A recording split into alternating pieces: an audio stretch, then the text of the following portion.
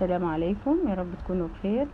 النهارده هنعمل الفراخ المشويه في الكيس الحراري، وشوفي طريقتها جميله ازاي. لا هنسلق ولا هنحمر ولا اي حاجه، في حاجه واحده بس وهتطلع بالمنظر الجميل ده. والصوص بتاعها اهو. وعملنا غدا ملوخيه ورز بطريقه جميله اهو، واحده وواحده اللي كل المصريين بيحبوه، والاكل العادي يعني. بس هي الطريقه بتاعه ودي السلطه المصريه بتاعتنا، بس الطريقه هي بتاعه ازاي تعمليه في الكيس الحراري ويطلع ناجح وجميل ومستوي.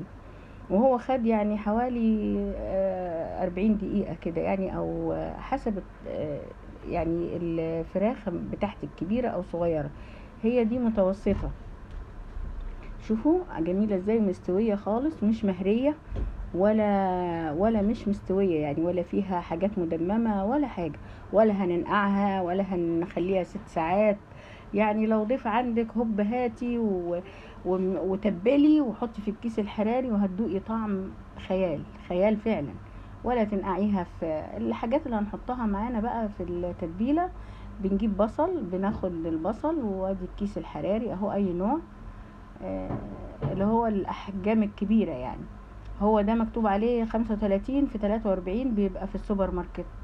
وتحطي فيه كل حاجة يعني، مش بس فراخ، حتى لو في سمك لحد يكون اطفال عايزة تديهم سمك اهو، بنجيبه بنغسله كويس وبننقعه في مية وملح وليمون وحبة دقيق، ونطلع منه الزفارة اللي بتبقى في الوراك، وبنشيل الحتت اللي هي زي كده السمينة، وبنشيل اسفل الورك برضو، وبنشفه كويس. وفي ناس بتحب تشيل الجلدة بتشيلها عادي، واللي ما بتحبش برضو بتخليها عادي برضو.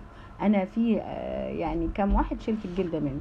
وبنبتدي نديله كام شق كده اهو في كل الاوراق اللي معانا. وبرضو لو معانا صدور هنعملها بنفس الطريقة.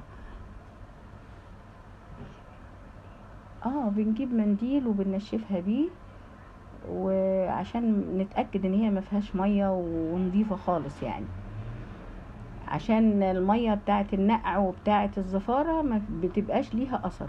طبعا الاماكن دي اللي انا بمسكها بتبقى فيها حاجات زفرة، احنا دعكناها كويس ونقعناها كده لمدة ربع ساعة، وبقت زي الفل وبتلمع اهي وزي الفل. على فكرة دي فراخ مجمدة، عشان ايه يعني نبقى مع بعض يعني. طلعتيها من تلاجتك وتنقعيها وزي الفل. هنجيب هنا حوالي 4 طماطمات بنبشرهم، وبعد ما ابشرهم بضربهم في الخلاط واحطهم على النار ياخدوا كده حوالي 5 دقايق، وبحط لهم ربع معلقة سكر صغيرة وملح وفلفل ونص كوباية زيت. وبندق كمان حوالي 3 فصوص توم او 4، هنخليه كده على جنب. وهنحط طبعا البهارات بتاعت الفراخ، بنحط ملح، بنحط ده توم باودر، مش هنحط بصل باودر عشان معانا بصل هنعصره. بنحط فلفل. والطريقة دي لو عملتوها تطلع جميلة جدا يعني. هي تكة بسيطة اللي بنعملها في الطماطم. شوفوا قلتلكوا عملنا ايه، ودي حطينا هنا دي بهارات فراخ.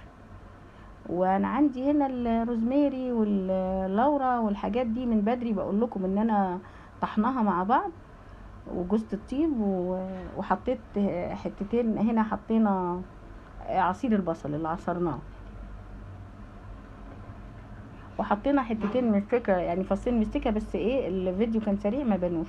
وبنحط دبس رمان خفيف عشان ايه، ما هنحطه بقى في الكيس الحراري. ما ده معلقة لبن بنحطها برضو عشان يدينا الحمار الجميل ده.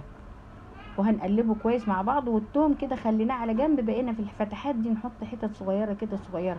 دي بقى مع الكيس الحراري مع التسوية بتدوب، وبتديكي مع التتبيلة دي بتديكي طعم بيروح بيه في حتة تانية خالص، بتبقى جميلة جدا.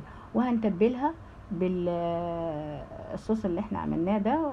وشفتوا طريقته سهلة جدا جدا، وحاجات من البيت، لا هنروح بره ولا هنجيب اي حاجة.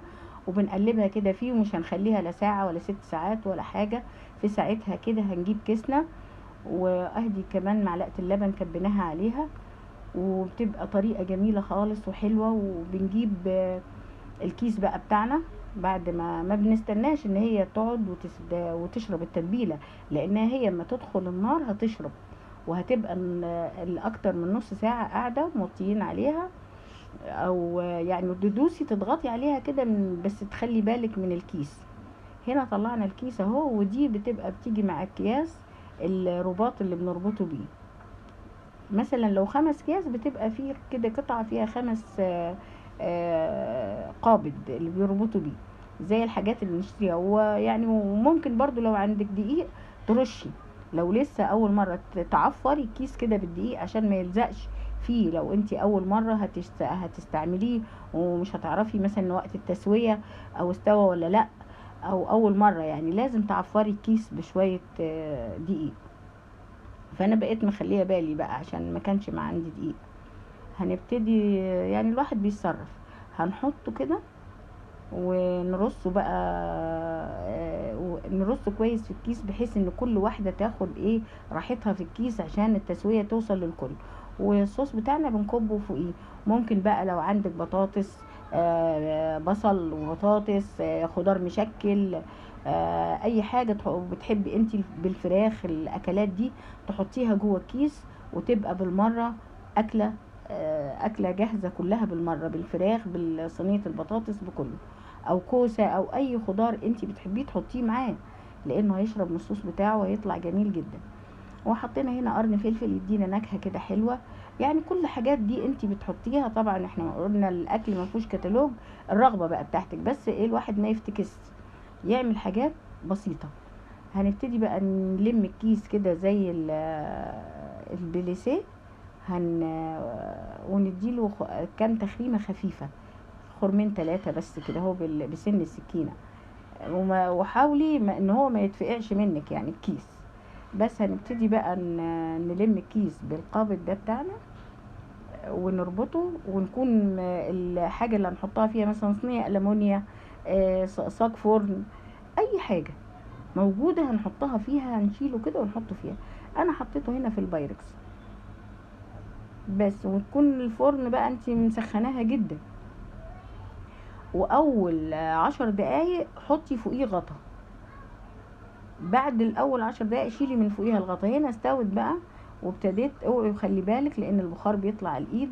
شوفوا من غير تحمير ولا حاجة اللون جميل ازاي، بس الكاميرا ظالمة والله، التصوير في منتهى الروعة.